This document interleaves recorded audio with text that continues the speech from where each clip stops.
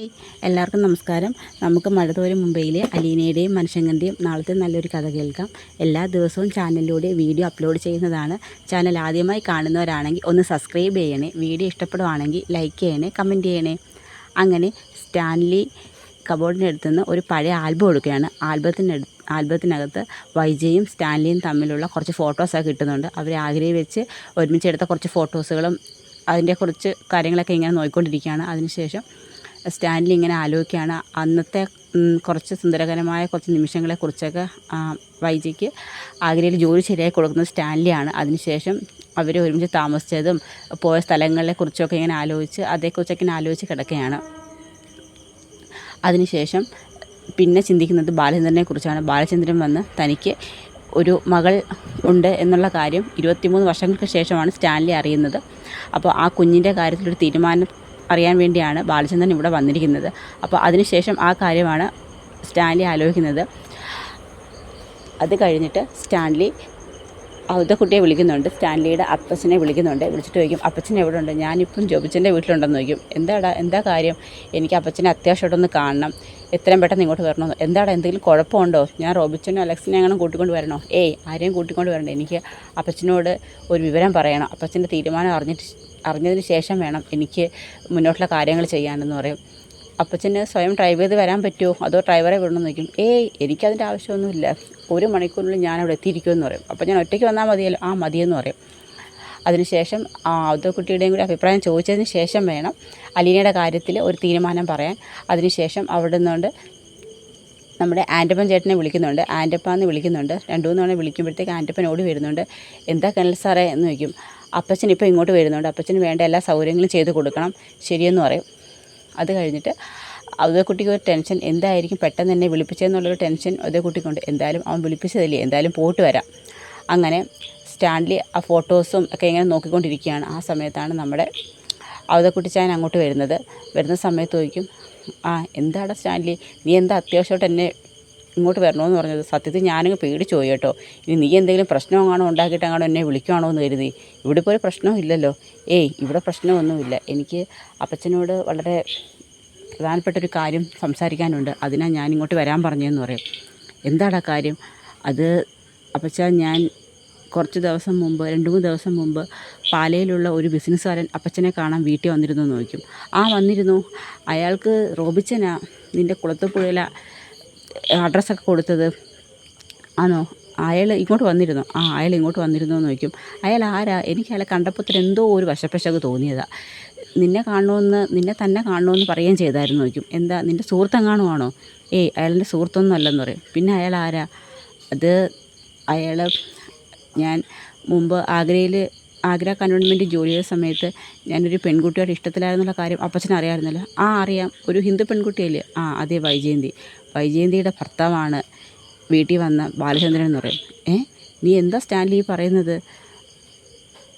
ആ കുട്ടിയുടെ ഭർത്താവോ? അതെ. അയാൾ എന്തിനാ ഇപ്പം 10-23 വർഷമായി കാണുമല്ലോ. ഇപ്പം നിന്നെ കാണാൻ എന്തിനാ അയാൾ ഇപ്പം ഇങ്ങോട്ട് വന്നത്? ആ കാര്യം സംസാരിക്കാൻ വേണ്ടിയാണ് ഞാൻ അപ്പച്ചനോട് ഇങ്ങോട്ട് വരാൻ പറഞ്ഞതെന്ന് പറയും. നീ എനിക്ക് വെറുതെ ടെൻഷനാക്കാതെ കാര്യം എന്തെന്ന് പറ സ്റ്റാൻലി. അത് അപ്പച്ചനറിയാമല്ലോ, ഞാൻ ആഗ്രയിൽ ജോലി ചെയ്യുന്ന സമയത്ത് വൈജയന്തിയായിട്ട് ഇഷ്ടത്തിലാണെന്നുള്ള കാര്യം. ഞങ്ങളവിടെ ഒരുമിച്ച് കുറച്ചുനാൾ താമസിക്കുകയും ചെയ്തിട്ടുണ്ടായിരുന്നു. അത് കഴിഞ്ഞ് അമ്മച്ചിക്ക് സുഖമില്ലെന്ന് പറഞ്ഞ് അപ്പച്ചൻ വിളിച്ചതനുസരിച്ചാണ് ഞാൻ പുള്ളൂർക്ക് വന്നത്. അതിനുശേഷം അമ്മച്ചി ഹോസ്പിറ്റലാക്കിയും പിന്നെ അമ്മച്ചിയുടെ മരണത്തിൻ്റെ സംബന്ധിച്ച് എനിക്ക് പെട്ടെന്ന് അങ്ങോട്ട് പോകാൻ പറ്റിയില്ല. ആ സമയത്ത് വൈജയന്തി പ്രഗ്നൻ്റ് ആയിരുന്നു. വൈജയന്തി പൂർണ്ണ ഗർഭിണിയായ സമയത്തായിരുന്നു എനിക്ക് നാട്ടിലോട്ട് വരേണ്ടി വന്നത്. ആ സമയത്ത് അവിടെ ഒരു മെയ്ഡിനെ ഏർപ്പാട് ചെയ്തിട്ടാണ് ഞാൻ ഇങ്ങോട്ട് വന്നത്.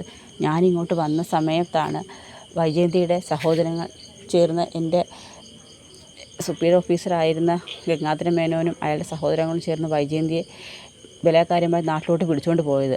ആ സമയം എൻ്റെ കുഞ്ഞ് അവളുടെ വയറ്റിൽ വളരുന്നുണ്ടായിരുന്നു. അതിനുശേഷം എനിക്ക് അവളെ കാണാനോ കോണ്ടാക്ട് ചെയ്യാനോ പോലും കഴിഞ്ഞില്ലെന്ന് പറയും. ഇതൊക്കെ കേട്ട് അവതക്കുട്ടിച്ചായനിങ്ങനെ നിൽക്കുകയാണ്. ആ സമയത്ത് ചോദിക്കും, നീ അതിനുശേഷം ആ കുട്ടിയെ കാണാനായിട്ട് 1-2 തവണ പാലയ്ക്ക് പോയില്ലായിരുന്നു ചോദിക്കും. അതെ, ഞാൻ 1-2 തവണ അവളെ കാണാൻ ശ്രമിച്ചിരുന്നു, കോണ്ടാക്ട് ചെയ്യാൻ ശ്രമിച്ചിരുന്നു. പക്ഷേ അവളെക്കുറിച്ച് ഒരു വിവരമില്ലായിരുന്നു. അവളവിടെ ഇല്ലെന്ന് തന്നെയാണ് മെനോനൊക്കെ പറഞ്ഞതെന്ന് പറയും. നീ ഇതൊക്കെ പറയേണ്ട കാര്യം എന്തുവാ? അന്ന് അവൾ പൂർണ്ണ ഗർഭിണിയായിരുന്നു എന്നുള്ള കാര്യം എനിക്കറിയാമായിരുന്നു. അതിനുശേഷം അവൾ ഒരു പെൺകുഞ്ഞിന് ജന്മം നൽകിയിരുന്നു. പെൺകുഞ്ഞിനോ? ആ അതെ, ആ കുഞ്ഞ് അവർ ഒരു വിവാഹത്തിന് മുമ്പ് ജനിച്ച ഒരു കുട്ടിയല്ലേ, അതുകൊണ്ട് തന്നെ അവരുടെ അഭിമാനം രക്ഷിക്കാൻ വേണ്ടി അവർ ആ കുഞ്ഞിനെ അവരൊരു ഓർഫനേജിൽ ഏൽപ്പിച്ചു, ത്യാഗഭവനം എന്ന് പറഞ്ഞ്.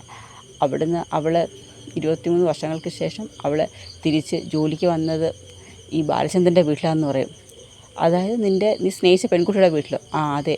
പക്ഷേ അവൾക്ക് അറിയാം അവളുടെ അമ്മയാണ് വൈജയന്തി എന്നുള്ള കാര്യം. പക്ഷേ വൈജയന്തിക്ക് അറിയത്തില്ല അലീന അവരുടെ മകളാണെന്നുള്ളത്. അലീന എന്നാണ് ആ പെൺകുട്ടിയുടെ പേര്. അതേ അപ്പച്ച, അലീന എന്നാണ് അവളുടെ പേര്. അയാളിപ്പം നിന്നെ കാണാൻ വന്നത് എന്തിനാ? അത് ഞാൻ അവളെ സ്വന്തം മകളായിട്ട് അംഗീകരിക്കണം, അവളെ ഇവിടെ താമസിപ്പിക്കണം എന്ന് പറയാൻ വേണ്ടിയാണ് ബാലചന്ദ്രൻ ഇവിടെ വന്നത്. അയാളൊരു മാന്യനായ ആണെന്ന് എനിക്ക് സംസാരത്തിൽ തോന്നിയെന്ന് പറയും. അത് ഇപ്പോൾ പെട്ടെന്ന് ആ ഒരു കുട്ടിയെ നീ ഏറ്റെടുക്കണമെന്ന് പറഞ്ഞാൽ അതെങ്ങനെയാണ് സ്റ്റാൻലി, എങ്ങനെയാണ് അത് ഇപ്പം നമുക്ക് ചെയ്യാൻ പറ്റുന്നത്? നിനക്ക് കുടുംബവും കുഞ്ഞുങ്ങളൊക്കെ ഉള്ളതില്ലയോ? നീ ഇപ്പോൾ അവരുമായിട്ട് വേർപെട്ട് കഴിയുകയാണെന്നുണ്ടെങ്കിൽ സമൂഹത്തിന് മുമ്പിൽ നീ വിവാഹിതനും 3 മക്കളുടെ അച്ഛനുമാണ്. ഈ ഒരു സമയത്ത് നിനക്ക് വിവാഹത്തിന് മുമ്പ് മറ്റൊരു പെൺകുട്ടിയിൽ ഒരു കുഞ്ഞ് ജനിച്ചിട്ടുണ്ടെന്നുള്ളതൊക്കെ അറിഞ്ഞു കഴിഞ്ഞാൽ സമൂഹത്തിന് മുമ്പിൽ നിനക്ക് ഇത്രയും നാൾ നീ ഉണ്ടാക്കിയെടുത്തൊരു പേരില്ലാതാവത്തില്ലെന്ന് ചോദിക്കും. അതൊക്കെ അറിയാം അപ്പച്ച. പക്ഷേ നമ്മളൊന്നും ഓർക്കണം, 23 വർഷം എൻ്റെ കുഞ്ഞ് ഒരു അനാഥയായിട്ട് അനാഥത്വം പേര് നടന്നിരുന്നതായിരുന്നു. അച്ഛനും അമ്മയും ജീവിച്ചിരുന്നപ്പോൾ എൻ്റെ മകൾ അനാഥയായിരുന്നു. ഇപ്പം അവൾ ബാലചന്ദ്രൻ്റെ വീട്ടിലൊരു ജോലിക്കാരിയായിട്ടാണ് നിൽക്കുന്നത്. പക്ഷേ അയാൾ അവളെ സ്വന്തം മകളെ പോലെയാണ് നോക്കുന്നത്. അയാളെ അച്ഛനെന്നാണ് വിളിക്കുന്നത്. നീ എന്തൊക്കെയാണ് സ്റ്റാൻലി പറയുന്നത്? അതേ അച്ഛാ, ബാലചന്ദ്രനെ അലീനെ വിളിക്കുന്നത് അച്ഛ എന്നാണ്. അയാൾ പറയുന്നുണ്ട്, എനിക്ക് അവളെ ഏറ്റെടുക്കാൻ എന്തെങ്കിലും ബുദ്ധിമുട്ടുണ്ടെങ്കിൽ അയാൾ സ്വന്തം മകളായിട്ട് അയാളുടെ കൂടെ താമസിപ്പിക്കും എന്ന് തന്നെ അയാൾ പറയുന്നതെന്ന് പറയും. പക്ഷേ സമൂഹത്തിന് മുമ്പിൽ അവളുടെ അച്ഛൻ ജീവിച്ചിരിപ്പുണ്ട്, അതുകൊണ്ടാണ് അവളെ എൻ്റെ കയ്യിൽ ഏൽപ്പിക്കണമെന്ന് പറഞ്ഞതെന്ന് പറയും. ഇതിൽ അപ്പച്ചൻ്റെ തീരുമാനം എന്താണെന്നുള്ളത് എനിക്കറിയണം. അപ്പച്ചൻ്റെ തീരുമാനം അനുസരിച്ച് എനിക്ക് ബാലചന്ദ്രൻ്റെ വീട്ടിൽ പോയി എൻ്റെ മകളെ കാണാൻ പറ്റത്തുള്ളൂ എന്ന് പറയും. ഇതിലിപ്പോൾ ഞാൻ എന്താ പറയുന്നത്?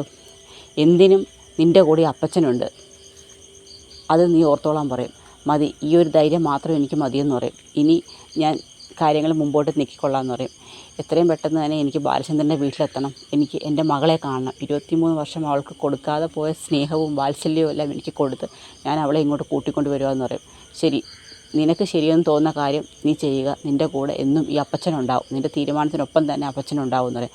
മതി അപ്പച്ച, എനിക്ക് ഇത്രയും കേട്ടാൽ മതിയെന്ന് പറയും. അങ്ങനെ അവതക്കുട്ടി ചായൻ്റെ ഉറപ്പിൻ്റെ മേൽ ബാലചന്ദ്രൻ്റെ വീട്ടിലോട്ട് അലീനെ കാണാനായിട്ട് സ്റ്റാൻലി എത്തുകയാണ്. അപ്പോൾ അതിൻ്റെയൊക്കെ രസകരമായ നല്ല സുന്ദരകരമായ നിമിഷങ്ങളാണ് നമ്മൾ ഇനി വരുന്ന ദിവസങ്ങളിൽ കാണാൻ പോകുന്നത്. അച്ഛനും മകളും തമ്മിൽ കാണുന്ന ഒരു മൊമെൻറ്റാണ് നമ്മൾ കാണാൻ പോകുന്നത്. അപ്പോൾ അതിനായി നമുക്ക് കാത്തിരിക്കാം. വീഡിയോ ഇഷ്ടമായ എല്ലാവരും ഒന്ന് സപ്പോർട്ട് ചെയ്യണേ.